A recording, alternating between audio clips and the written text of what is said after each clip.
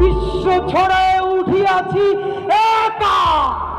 তুমি আমাদের বুকের ভেতরে আছো, চিরোন্নত মমশীর।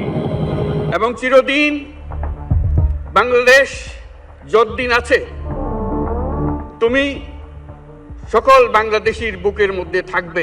বিদ্রোহী কবি কাজী নজরুল ইসলামের একনিষ্ঠ ভক্ত ছিলেন ওসমান হাদী। তাই তার কণ্ঠেও ছিল বজ্র কঠিন সততা। এমনকি নির্বাচনে চেয়েছিলেন কেবল 500 ভোট আর জনতার ভালোবাসা। এখন তিনি পেয়েছেন কোটি কোটি মানুষের দোয়া। জাতীয় কবি কাজী নজরুলের পাশে অবশেষে সমাহিত হয়েছেন জুলাই যোদ্ধা শরীফ ওসমান হাদী, আর তার জানাজায় উপস্থিত ছিলেন লক্ষ জনতা। এমন জীবন তুমি করিবে গঠন, মরণে হাসিবে তুমি কাঁদিবে ভুবন। এমন লাইনের মতোই সার্থক শরীফ ওসমান হাদী। অপশক্তিরা ভয় পেত তার সততা, সাহসকে আর দাসত্বের প্রতিবাদকে। তাই তাকে হত্যা করে তার কণ্ঠ থামাতে চেয়েছিল। তবে এতে হয়েছে ঠিক উল্টো। লক্ষ জনতার কণ্ঠে এবার এক সুর, আমরা সবাই হাদী হব।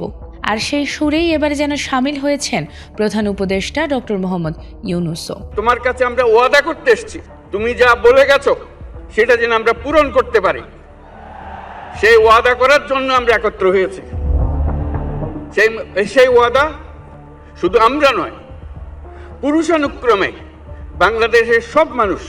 জুলাই শহীদ ওসমান হাদীর মৃত্যুতে শোকাহত হয়ে প্রধান উপদেষ্টা বলেছেন, প্রিয় হাদী, আমরা তোমাকে বিদায় জানাতে আসিনি। তুমি আমাদের বুকের ভেতরই আছো। যতদিন এই বাংলাদেশ আছে ততদিন তুমি বাঙালির বুকে থাকবে। এটা কেউ সরাতে পারবে না। হাদীর জানাজা শুরুর পূর্বে দেয়া ভাষণে এসব কথা জানিয়েছেন তিনি।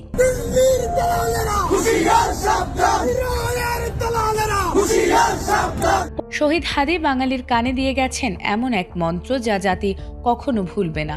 এ বিষয়ে প্রধান উপদেষ্টা বলেছেন, আমরা আজ তোমাকে ওয়াদা দিতে একত্রিত হয়েছি। তুমি যা বলে গেছো সেটা যেন আমরা পূরণ করতে পারি। তুমি আমাদের সবকিছুর শিক্ষা দিয়ে গেছো, আর আমরা এই শিক্ষা গ্রহণ করলাম। আমরা সব সময় তোমার দেয়া শিক্ষা নিয়ে জাতির অগ্রগতির পথে চলতে থাকব। বিশ্ব ছড়ায় উঠিয়াছি একা। ওসমান হাদী জাতির জন্য এক অদম্য অনুপ্রেরণা। যেতে যেতে তিনি শিখিয়ে গেছেন কিভাবে শেষ পর্যন্ত লড়াই করতে হয়। তিনি বাঙালিকে মন্ত্র দিয়ে গেছেন, বলবীর চির উন্নত মমশির। তিনি বলে গেছেন, কখনো কারো সামনে মাথা নত করা যাবে না, সব সময় মাথা উঁচু করে বাঁচতে হবে। তিনি বীরের মতো এসেছিলেন, জাতির বুকে সংগ্রামের চেতনা দিয়ে বীরের মতোই চলে গিয়েছেন। বাঙালির মনে সে সব সময় স্মরণীয় হয়ে থাকবেন। Desk report, ATN Bangla.